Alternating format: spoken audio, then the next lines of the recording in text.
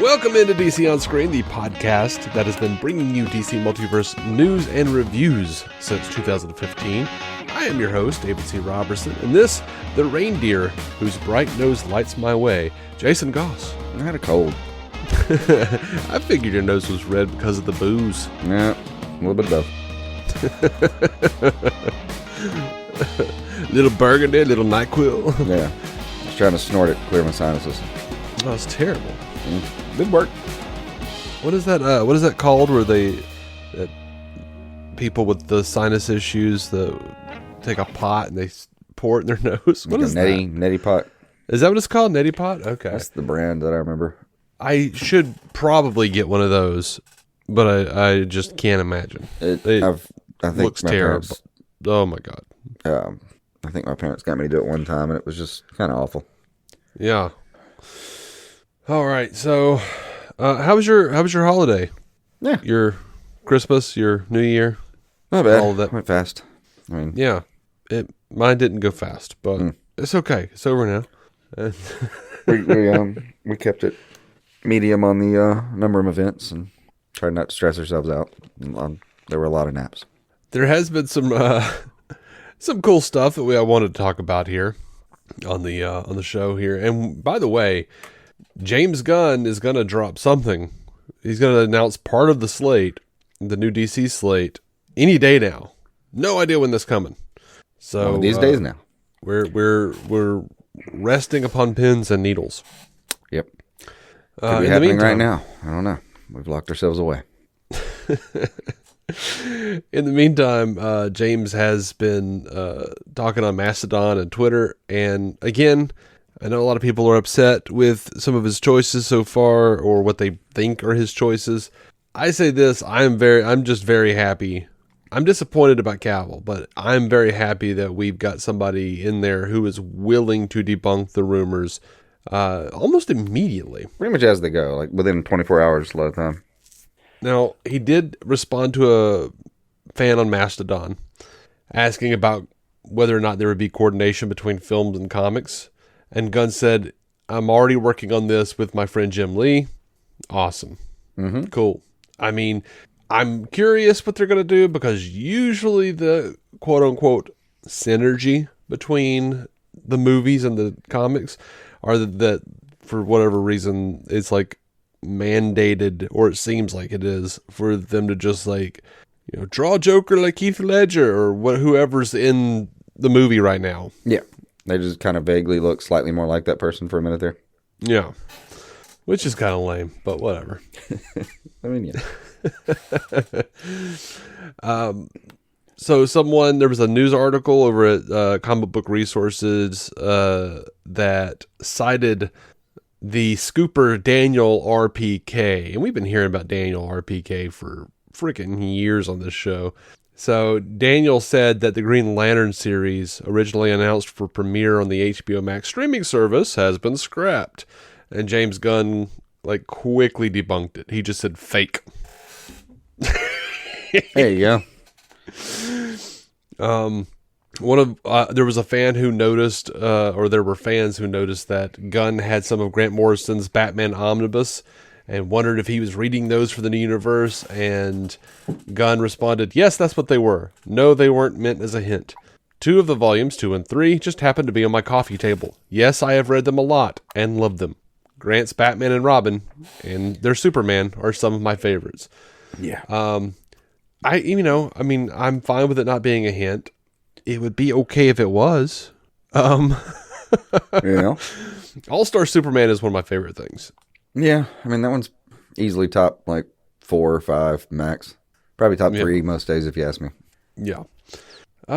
So there was a big report coming out of Variety, and they mentioned that Wonder Woman wouldn't be included in the upcoming slate. And let's see, the trade actually says, as 2023 kicks off, DC bosses Gunn and Safran continue to sift through the rubble and will soon reveal their 3-year interconnected vision for the cinematic universe, which will not include Cavill Superman or Wonder Woman at all. I know the phrase sifting through the rubble can be seen as a bit of a a dig. jab. Yeah, Yeah. but like honestly, In this case, I think it's completely I actually accurate. think it's dead accurate reporting. Yeah. That one hurts because it's real. You know what I'm saying? Yeah. Now someone kind of took one of these, like someone had re-reported on the Variety article and said Wonder Woman's not in the first slate, and a fan said, "Please debunk this," and James said, "I hereby debunk it, only because it's not true." So Not by request. I suppose we can ascertain that Wonder Woman has a spot in the early slate. Then, Yeah. so I guess that was the same. I think it was the same Variety article. It's getting hard to keep track. They claimed that some of the executives at Warner Brothers Discovery are reportedly open to keeping Ezra Miller as the Flash. Of course they are. If the movie is big, of course they'll keep Ezra. If that thing makes a B, they're gonna keep it. Yeah. Now They may push it back, but you know, it often takes longer for a sequel to come back or to be made anyway after the first one. So like by that measure, they've got about 15 years to get Flash 2 out. I mean, they're doing multiverse in Flash 1. What the hell are they going to do in Flash 2? Gorilla Grodd? Screw you. They're not doing that shit. That'll be funny if they come out and say, this one's going to be a more down-to-earth chapter. And it goes, no, absolutely not. But yeah, that Variety article also, by the way, claimed that they were prepping 3 years worth of projects. And this fan on Twitter says, "Can you discuss at all the report from Variety in regards to Ezra Miller / the notion that your slate is only 3 years worth of projects?" And James says, "I don't know what's out there about Ezra, but our slate is 8 to 10 years. But we will only be announcing some of it this month." Yeah. And then on the 5th, James Gunn wrote, "My day. Wrote a third of an unannounced DC TV show. Okayed 100 VFX shots, did reference acting for Rocket, and gave editing notes for Volume 3, and had 2 big DC Studios meetings." And he had the little gif of the little girl like asleep, sliding behind the merry-go-round. Yeah. I remember that one, actually. That's fair. Now that you mention it. But good Lord, unannounced DC TV show. Ah, yes. He's writing so much. Yeah. I do like James Gunn's writing. I'm sorry. I'm not sorry. No, I'm not at all. I've enjoyed it. Deal with it. And this was exciting. Not really news, but exciting. And I'll tell you why in a second. Someone asked him, "Did you enjoy Supergirl Woman of Tomorrow?" It's one of my favorites. And James Gunn says, so much. I mean, Tom King is just the greatest. That is exciting to me because in my head, I'm like, what was Tom King just doing? Oh yeah, New Gods with Ava DuVernay, and then they canceled it. Yeah, I think that canceled. That was canceled pre-Discovery, I think. Yes, it was, and they blamed Zack Snyder's Justice League for it. That's right. They said because it featured Darkseid and Tom King, and Tom King was kind of hinting at the fact that it was going to be tied in with Snyder's stuff very, very closely. So had to get rid of that. Yeah, then they blamed it, and they're like, well, we were going to do it, but then Zach had to use Darkseid, so, I mean, guess we can't do this movie now. Yeah. All right, so... These are frustrating little moments. Yes, they are. Oh, yeah, we can't have the one thing we want because the other thing we want would interfere with the things we want. Okay, gotcha. Mm-hmm. All right. And a fan on Twitter told James Gunn, "You need to read this book." And it was like a picture of Wonder Woman Historia, The Amazons by Kelly Sue DeConnick. James responded, "Love it, and Kelly Sue." And then Kelly Sue DeConnick replied with a picture of her and James Gunn with the caption, "Maestro." So we're gonna wonder what Wonder Woman 3 is gonna be. Yeah. I find it very interesting that she used Maestro. Yeah, that's going to confuse a lot of people. Yeah. Which apparently when Momoa said it, he wasn't even talking about DC. Supposedly. But, I mean, hey, Doesn't that just help his point? So many people using that very specific, underused term. Mm-hmm. I genuinely do not know the last time that came up in my life in the real world. I have no idea. I mean, I guess it Not a clue. I guess it does kind of often for me, but I'm a Seinfeld fan, and there was like a whole arc with a character who demanded to be called Maestro. Ooh, yeah, that sounds rough and narcissistic. Mm-hmm. That was the point. He was a composer, and but At least there's that. At least his job was composer, because it's about the only time I would ever even begin to entertain the idea of calling somebody that. It was something like a policeman's orchestra or something. It was, I don't remember the specifics, but yeah, there's a point where Jerry calls him Bob, and he just gets very upset, and they have to pull Jerry aside. They're like, he's very upset with you. Why? You called him Bob. Oh, because I didn't call him Maestro. Yeah. We know people like that. Mm-hmm. Yeah, I've known 2 people in my life that insist on being called Legend, or the Legend. Gross. Yeah. That's gross. Yeah. Yeah. You were one of them, weren't you? No. Oh, good, God. good. Thank God. Oh, yeah. I'm like, I know we've been friends for over a decade now, but that might end it. No, if you found out there was a period of that, no. Well, I don't know. If you were young enough, that might just be a really fun thing to bug you with. Yeah, but I'd have to be like 18. I mean, just young. You would have, yeah, I mean, Old enough to be 18. groping for a personality, but too young to be doing it correctly. Yeah, you're groping for personality and titties. You're like 15 years old, Yeah. and you're just desperate for some sort of attention. Yeah. Called myself the Legend. I had a mullet. Uh-huh. So Shazam star Zachary Levi did a live stream, and he said some interesting things people are upset about. Lovely. He says, I'm not the boss. I have no idea what the heck is ultimately going on, but I can tell you without a shadow of a doubt that, listen, I loved Walter Hamada. I loved him as a boss. I love him as a human being, and I hope to work with him wherever he goes. But I couldn't have hand-chosen 2 better people to be the people that are now helping to guide where the DC universe is going. Talking about Gunn and Safran. Yeah. At this point right now, I'm still the character. I have not had any outgoing conversations with the bosses. We have a movie that's literally coming out in March. I have no idea what's going to ultimately happen to me. I think I'm in a pretty good position. Of course, a lot of people. He also begged for fans to stop threatening James Gunn and being vitriolic and hateful. Yeah. Which we've done. I can't say I agree with Zachary on Walter Hamada, but I don't know Walter Hamada. Not as a person. As a businessman, I think he misstepped many times. Let's put it that way. To be kind. Yeah, I agree. In reference to Zachary's kind words, I'll keep it to that. Mm-hmm.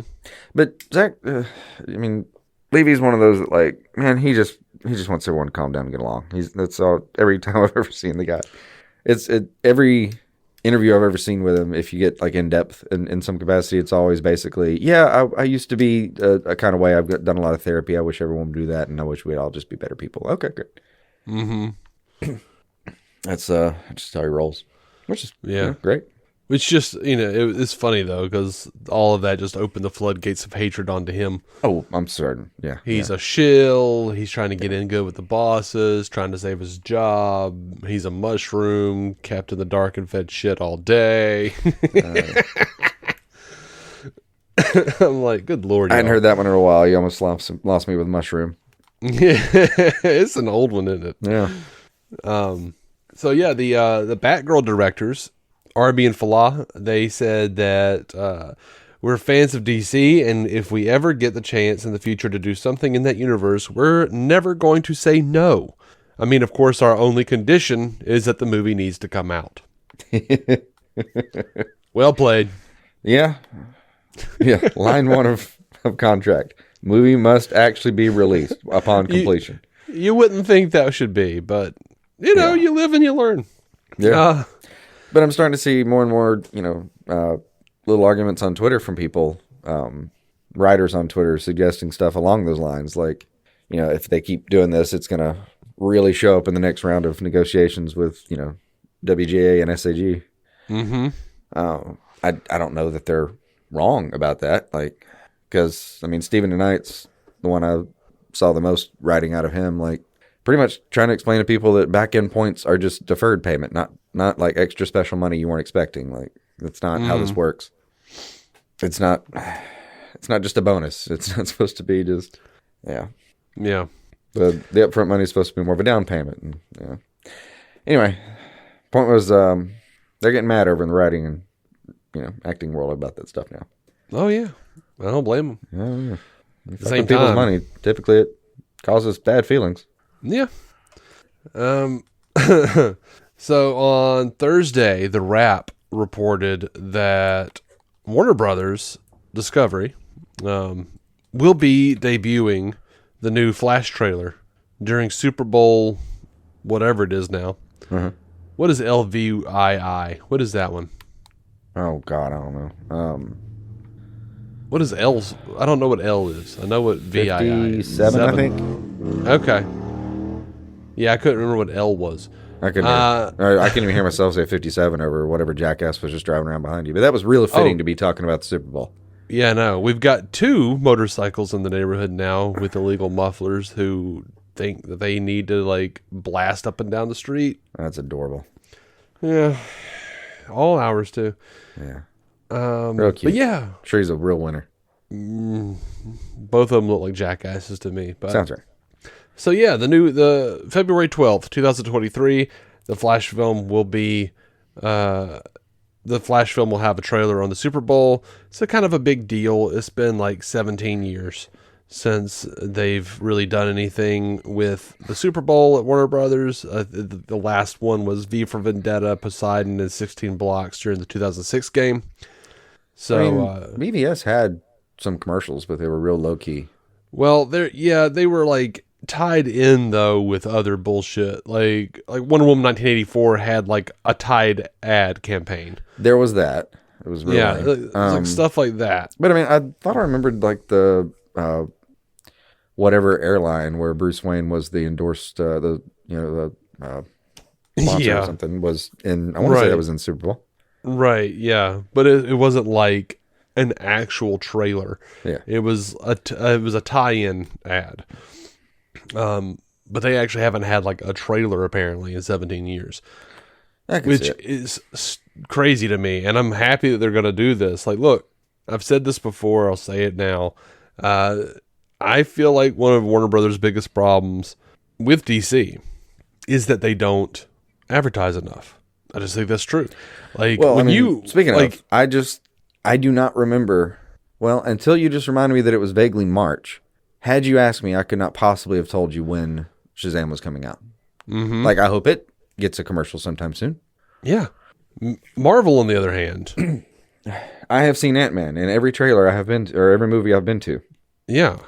For the last 6 months, I feel like. I popped a zit on my butt and a freaking Marvel ad came out. Yeah, it'll be like that. It's like a little picture of T'Challa. Yeah. I said, remember. I said, damn it. Yeah. We actually have a Paul Rudd puzzle in the house, and it mysteriously reappeared recently. Yeah. We actually do have a Paul Rudd puzzle. You should see it if you haven't. It has a real uncanny valley effect going on. Like, It looks like someone took, I don't know how to describe how it doesn't look right, but it's very much Paul Rudd's face without it all being Paul Rudd's face. Yeah. That's weird. Yeah. It's like someone vaguely remembering him in the middle of a nightmare or something. Ugh. I'm excited to put it together one day. I'm gonna dream about that now. Mm-hmm. So yeah, Marvel does all the things. They never let you forget that there's a Marvel movie coming out. So I think DC needs to do the same. You compete. I do wonder though how much that comes down to the same drum I've been pounding on this whole time. Is like, do they have the money? Do they fucking have the money? Well, they're not going to if they don't advertise. I'm aware. I know there's two edges on that sword, but like, yeah. All right, well, That's all I've got for movie news. Do you want to head to a break and then we come back? We can talk about Colin Farrell and Penguin and all the season 9 Flash stuff that's coming out and our listener feedback. I do like that. That sounds exciting. Yeah, man. It's good stuff. I'm going to have a sip of my Diet Grapico. I'm going to go pee. That's fair. It's starting to hurt. Mm.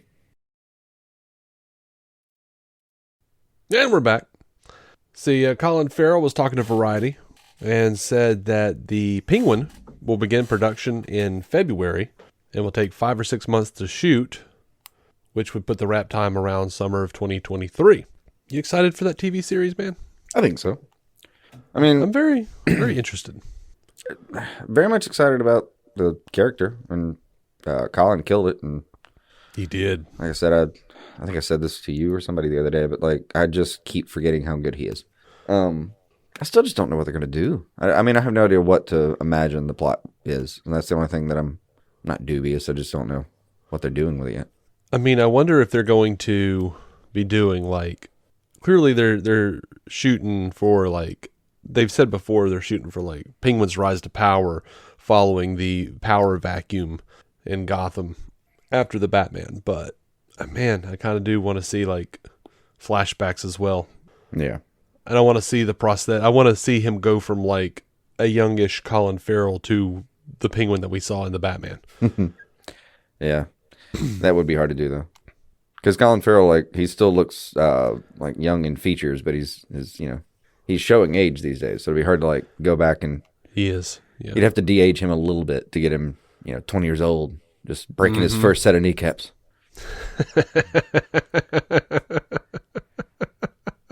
It could be done, I guess, though. Yeah. Over to the Arrowverse, the Flash announced a number of characters coming back for the final season, and I'm excited about this, man. Like, I am as excited about this as I am about the Arrowverse finally winding down.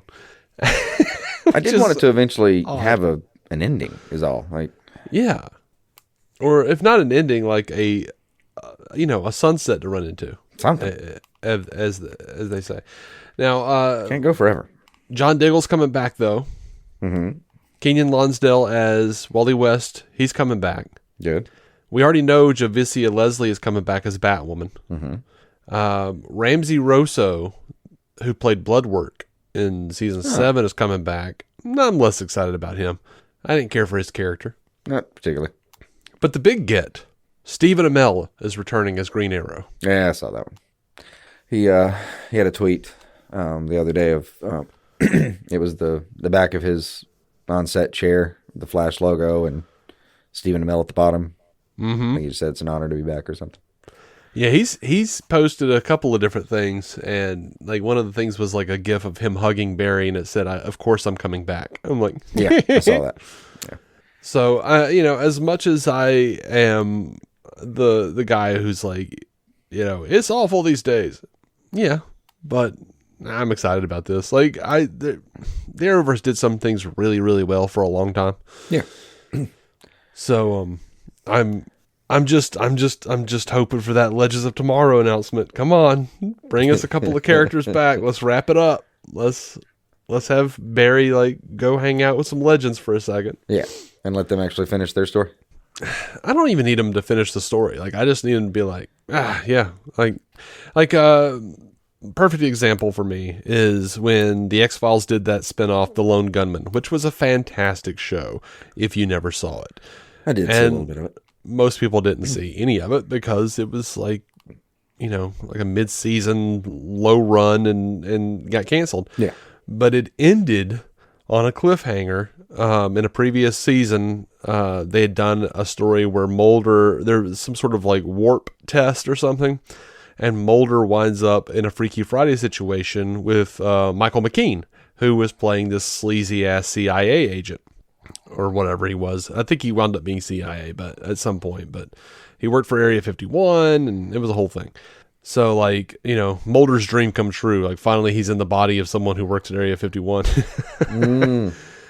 And Michael McKean, of course, killed it. But they did a thing where the lone gunman tried to break into Area 51, and they're met with Michael McKean.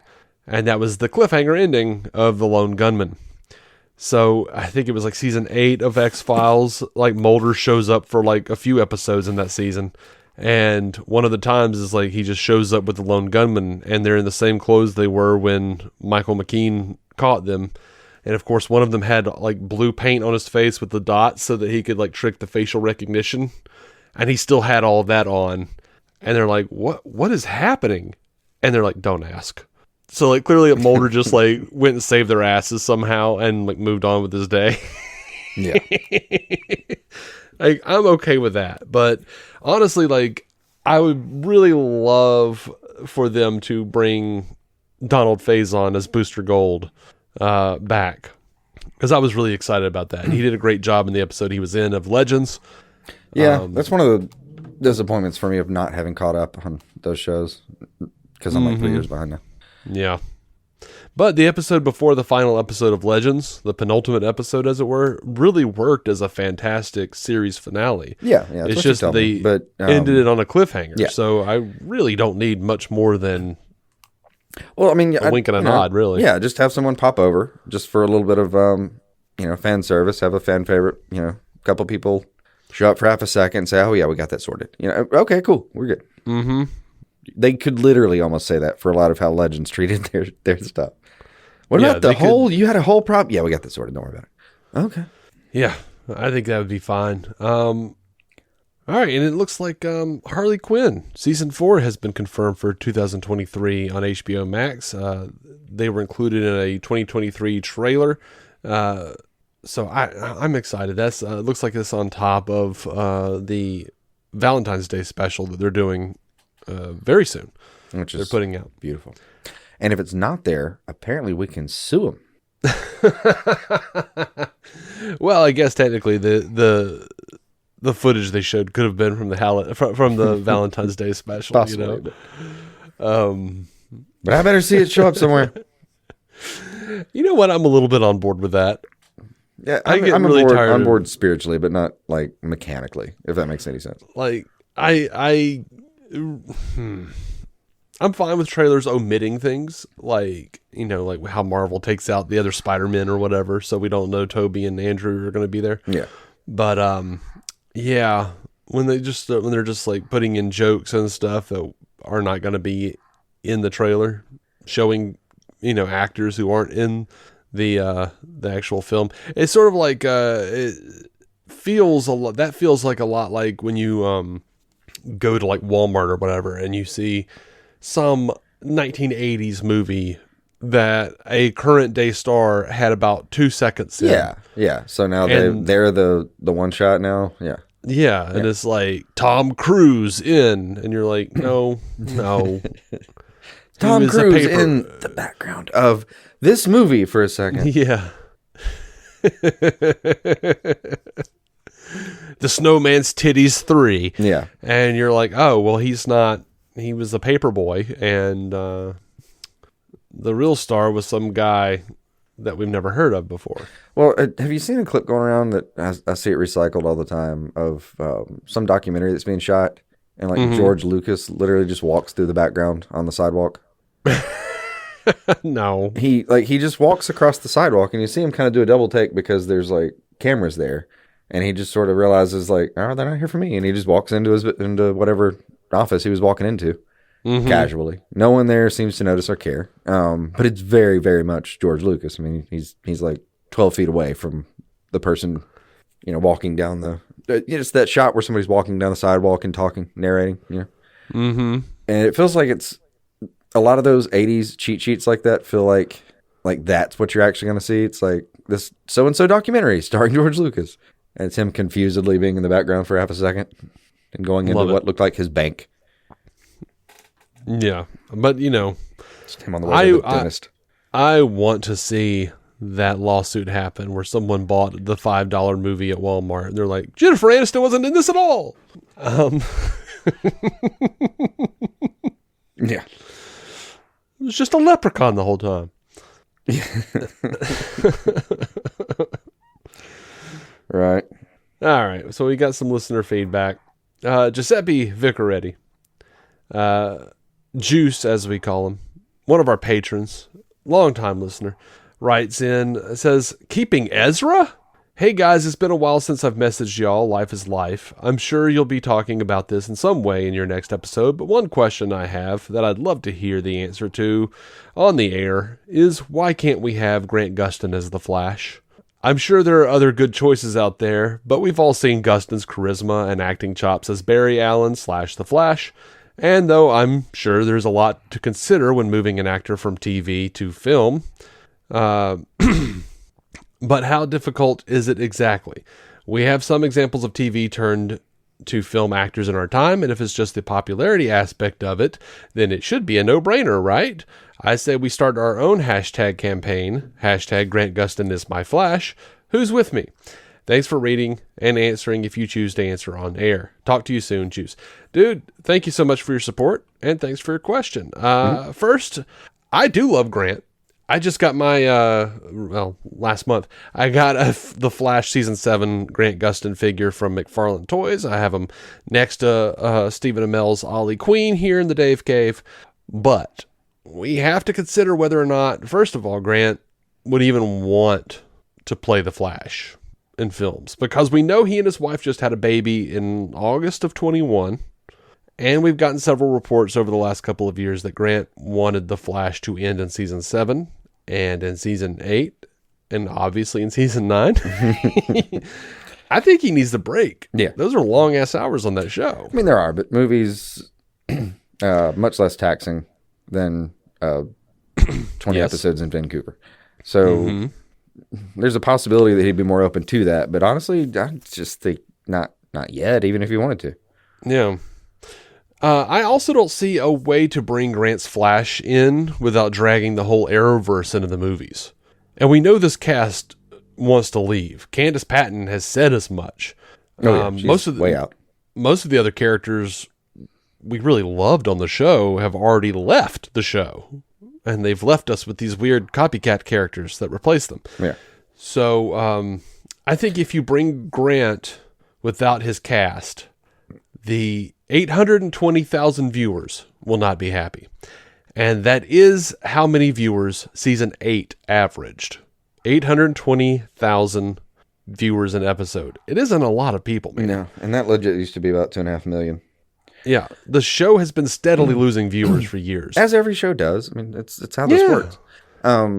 Even still, like, it's not that it's not possible in a writing sense. Like, you could definitely make an argument that since Flash is, that Flash is the only one who's ever even touched the hem of another universe, really, that, he could easily pop back over and be by himself, and that would be, justifiable. Yeah. But like you're saying, I think it would just beg for more in a way that's not going to be productive.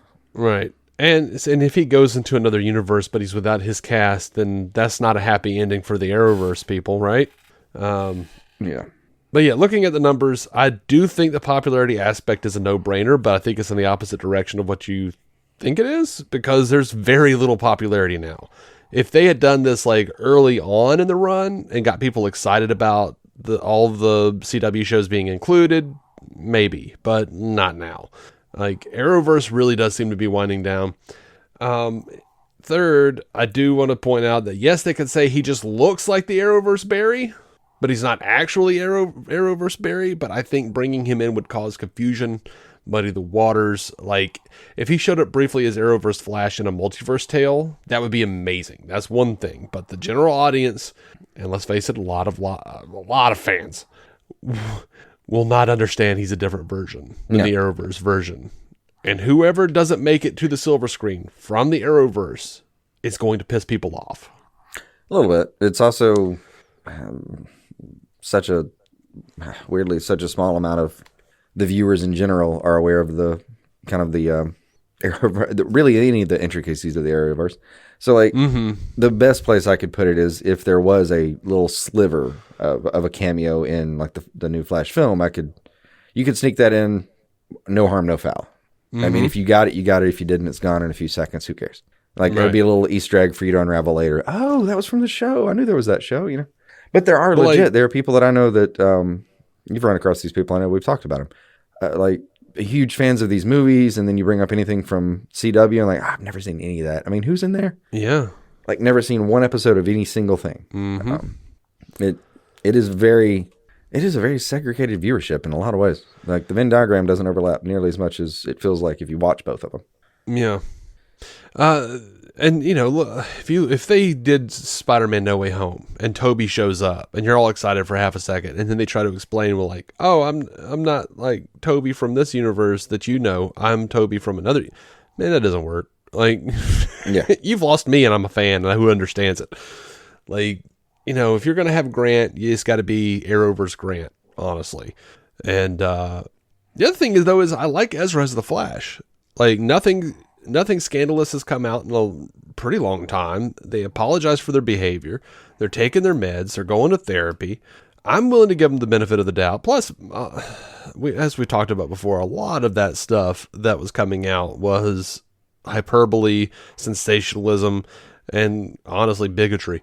Well, and then there was a giant chunk of just obscenely false claims and mixed in. Like, And like when you look at those police reports, it is not the same story that those headlines very much does not read like that headline. Not at all. Yeah. So, and Really the new bad movie press is that they should have avoided, but yeah. And the new movie is supposedly testing very, very well. Reports are saying that it's getting scores along the lines of The Dark Knight. So I do think in this case the transition from TV to film may be incredibly difficult. There is a lot of baggage that comes along with Grant. We've got 36 or 37 seasons worth of baggage, plus a kid who needs her dad. yeah. I'm good with letting Grant go as the primary Flash. It'd have to be at least for a couple of years, honestly, just to regroup his life.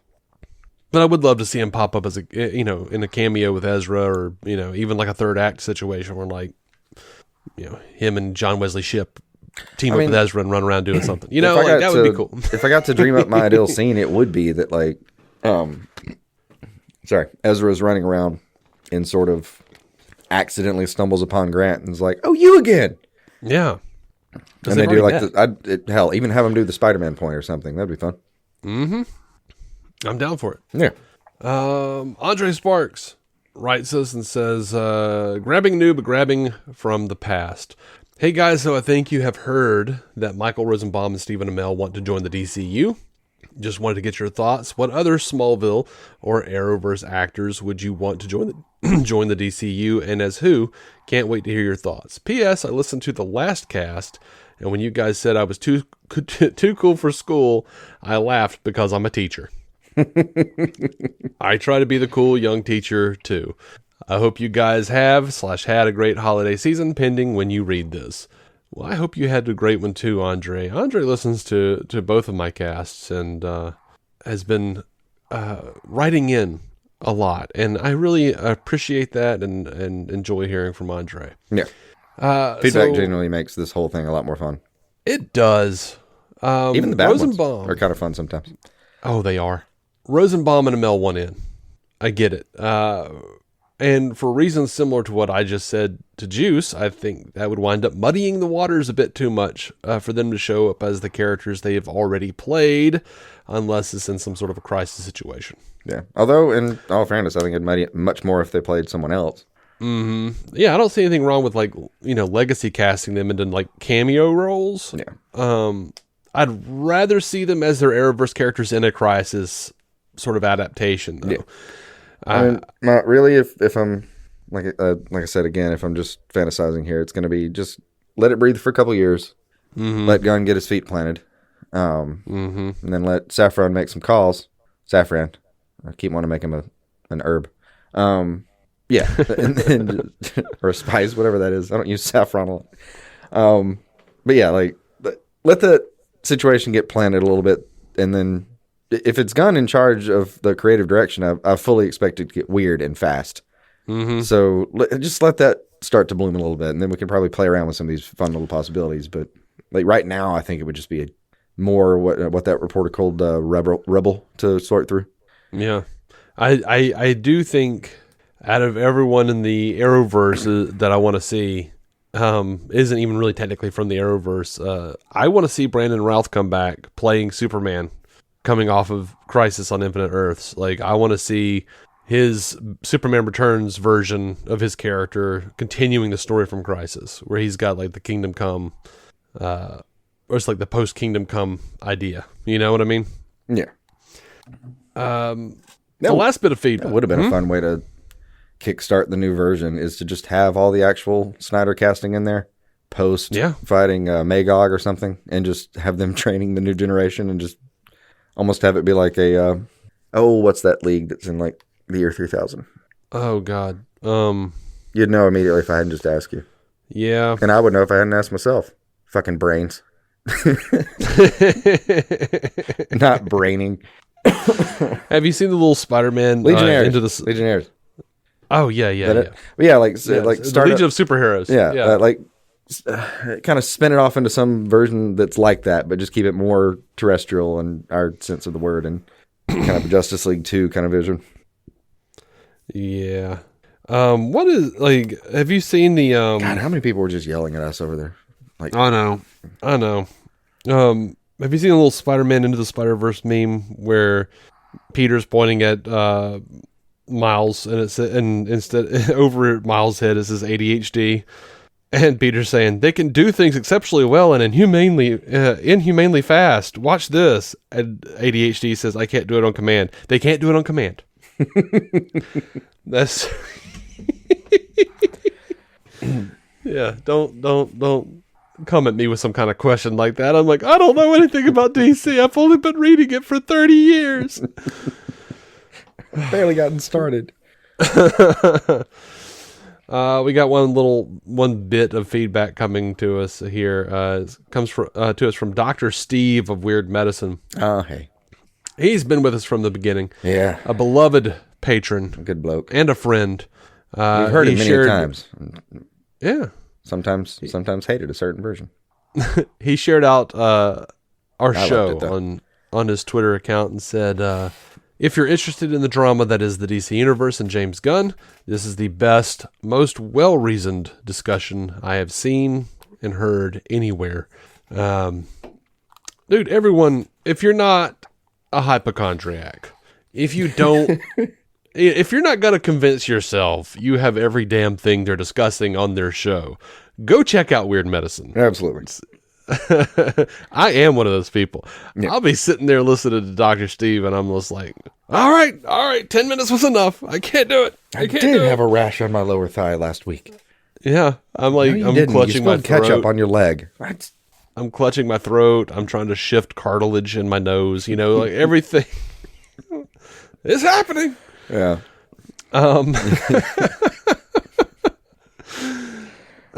Thank you so much, Dr. Steve. Absolutely. I wish I remember whatever we must have said that sounded so cogent. If only I could recall. It's a sad day in hell when no, it's a sad day when people are saying that we're the most well-reasoned discussion they've heard in reference to DC. And I believe it, but also that's so sad. I mean, I don't like it for the state of us all in general. Yeah. But there again, I typically trust my own reasoning because I have to in order to survive. Well, I think part of it is, we've been doing this since 2015, man. We've, seen and heard studio executives saying, like, this doesn't exist. This will never happen. Okay. And then it happened. Yeah. Over and over again, be it ill or good, it happened. Hook or crook. So I don't necessarily trust that, like, I've learned to kind of read into some things, the way like Cavill's wording was a little more concrete. Same time, means nothing. Zachary Levi said that there was no Snyder cut, I'm sure he was told to say that. Everyone, all the heads said it does not exist. It existed. It's out. You can go watch it on HBO Max. Yeah. So looking back, one of the funnier moments, really, in that whole saga of like actors saying it does or doesn't exist. Looking back, my favorite has to be Momoa just being asked, well, how do you know? Because I've watched it. Yeah. And the reason I like that so much is because it is Momoa, and he does very much have the look of someone that I would not like to be caught alone with in an alley. Mm-hmm. Like, I don't think I would like to personally piss off that man. He also looks like the kind of guy that you would like to be caught alone with in an alley. He's very much McSteamy for some people. But for me, that not quite being my taste, I just sort of like... And don't get me wrong, the other part of that kind of look is, and I know a ton of people like this that look like that. Like if you saw them on your Ring doorbell or something like that, I don't know if I need to let this dude in. And then you do, and in 10 minutes you're like, I'm inviting this man to my wedding. He's delightful. This is amazing. Yeah. Have a glass of something, sir. Stay as long as you like. It's kind of like how you meet like guys who are metalheads, like, and they're just the most delightful, kind, caring motherfuckers you've ever met. Yeah, it's like some big Brian Posehn looking dude comes in, just Metallica rules, and he's your best friend for the rest of your life. Yeah. Or I mean, how many clips have you seen of like a metal concert where, you know, someone gets injured for a second, the entire crowd stops. They're just a second ago singing about how much they're embracing death, and then like one dude faints and like, oh, everyone stop, get him medical attention, come on, get up here. The entire crowd cooperates, everyone's on board. Like, yeah, there are people handing him bottles of water. You okay, buddy? I got you. We're gonna get you. We're gonna be okay. 10 minutes later, roar, you know. Yeah, come after me, Dark Lord, roar, you know. My sweet Satan. Yeah. Oh God. I'm not a fan of the music too much. I mean, I'll listen to it occasionally just for shits and giggles, but I love the vibe over there. I listen to it to stay awake when I'm driving, but yeah, I can see that. Other than that, I really do. Like, it cracked me up because, like, in college, I was literally there was a point where I was like driving, and I was like so sleepy, I was passing out, and like I cranked up the AC and started blasting metal music to stay awake. And then like the next week I was watching Justice League, the animated series, and Batman is trying to stay awake because of that Dream Lord character. And he like cranks up the AC and I think he hits metal, and then he's just like, no. And he turns it to something really cheery, and it just angers him awake. I'm pretty sure I remember that song. And it's like, sunshines and lollipops. La, da, da, da, da. Yeah. It like literally angers him awake. Like grips the steering. Like you see the steering wheel bend, it feels like, in my head at least, in my memory. Yeah. The eyes squint, you know. That's when that's the episode where he just walks into a diner, full drab, all the lights in the world, coffee. Mm-hmm. Like all of the coffee. I don't know what we were getting at. Oh yeah, I was just saying, the way Gunn described what happened between Cavill and what is going on with his production seems suspect at best. Like, and I don't mean that in a bad way. I mean that in we're not getting the whole story. Yeah. Cool your heels and let's see what the hell's happening. Yeah. So I'm also my speculation muscles are we exhausted after all this time. So there's a large part of me that's cooled down on this stuff just out of self-preservation. That if I spent all of my time doing that, what I would accidentally end up doing is spending all of my time spreading my hopes and dreams in places that didn't have any real purchase. So it has been, I've found, a lot better for me just to see something, acknowledge, just like you said, I don't think that's the whole story, and then just kind of wait and see what else develops from it before I get, particularly pointed emotionally in any direction. Yeah. And, like I said, I said a couple weeks ago, everyone who was upset and saying, he got rid of Cavill, restore the Snyderverse. My brother in Christ, as they say on the internet. I do like that phrase. I do.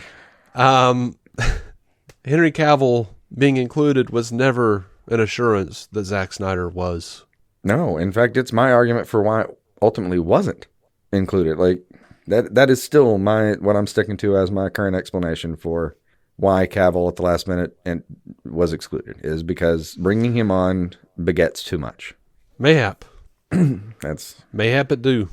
We'll see. We'll see who sticks around. The expectations following it would be too grand.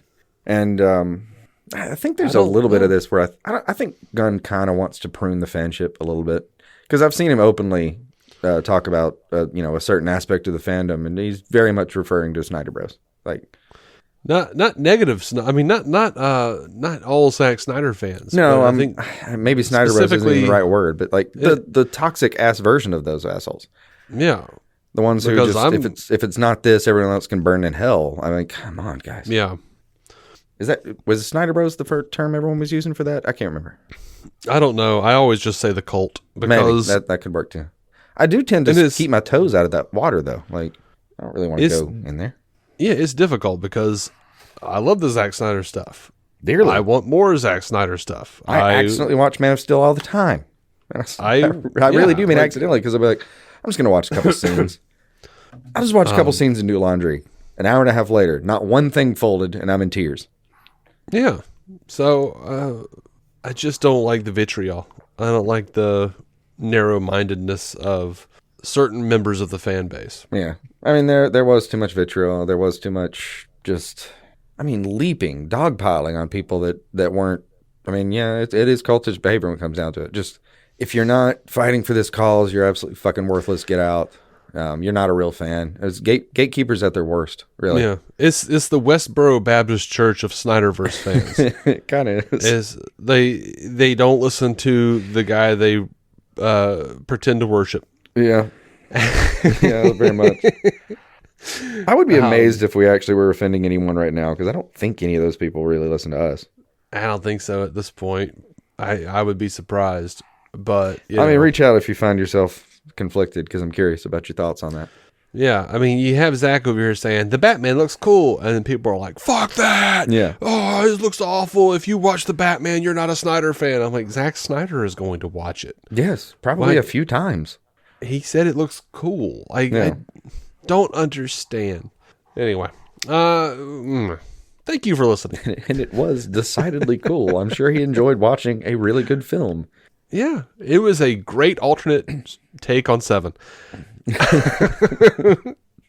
I say that jokingly somewhat, but I do have all the action figures here. I did enjoy the movie. Don't stab me. Reinvigorated my hit or miss love for Nirvana. Yeah. So I don't know if you had the same take on it, but like, of all the 90s bands, Nirvana was really not the one I gravitated towards at all. I didn't hate them by any stretch. They weren't the ones I had all the CDs of. I do. You do? I have all their CDs. I like Nirvana a lot, but they don't even. I mean, they're not in my top 20. Yeah, but in the grunge era, they're probably top something for you if you actually have all the albums. Yeah, probably. I mean, but grunge doesn't really. But that's another point. For you, grunge isn't top whatever as a genre. Which is it's funny because like at this point in my life, my favorite band is Foo Fighters. Yeah. Who would have qualified as like late grunge era. Yeah. And but you hit my top 20 and it's probably going to be something, roughly like Foo Fighters, Tom Petty and the Heartbreakers, Bob Dylan, Ben Folds, Fiona Apple, like I've got like a wide range of things that I really enjoy, like dearly. Yeah. And to me, Nirvana always just sounds like I have all their albums, but I like their stuff, but it's also just like, oh, that thing that Dave did before. I know this is probably sacrilege. I don't give a shit. I do get asked that a lot. It's like, if you can somehow make sense of like Beatles, Tool, Nine Inch Nails, Pinback, which no one's heard of, and maybe Arctic Monkeys, who a lot more people have. Yeah, whatever genre that is. That's me. Yeah, and you've turned me on to some cool stuff from the '90s, like Failure. Like, oh man, they were so good. And since becoming your friend, I've actually started liking Stone Temple Pilots a fair amount more, but I still like their new stuff better. STP? Yeah, where they sound like Avett Brothers. Well, I mean, that was funny though. Like I heard that last album and from a couple years ago, and thought like, I did not know they could find a singer that sounded that close to Scott Weiland, but they very much had to go in a certain direction with the music for it to be the kind that matched him. If that makes sense. Yeah, it wasn't a bad album, but it wasn't. It wasn't Tiny Music. It wasn't number 4, Purple. Mm-hmm. But Man, those are a killer. Yeah. You want to wrap it? Yeah, I suppose we can. Yeah. All right. We're tangenting hard. Mm-hmm. Thank you all for listening. Hit us up on Instagram or Twitter at DC On Screen. Email us at dconscreen@gmail.com. You can find us on Facebook and do whatever the hell you do over there these days. Patreon.com/DC On Screen to join the hallowed ranks of those who keep the show going with their crisp digital dollar. You can also contact through Patreon if you so desire. You can also leave us a review on Apple Podcasts. There will be a link to all of these in the show notes in case you missed it. We'll be back soon with more updates, or I will be, or somebody will be on this stream here on this channel. We should have a DC Slate info any day now. So until then, keep it classy and keep some DC on your screen.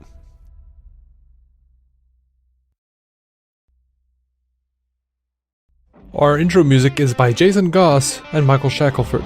Michael's band, Galactic Engineers of Magnetic Sounds, or GEMS, can be found on SoundCloud and Bandcamp.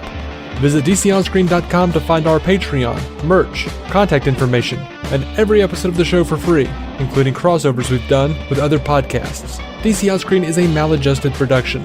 For more from me and Jason, including sketch comedy, vlogs, parodies, and our improvised web series Hey Guy, visit maladjusted.tv.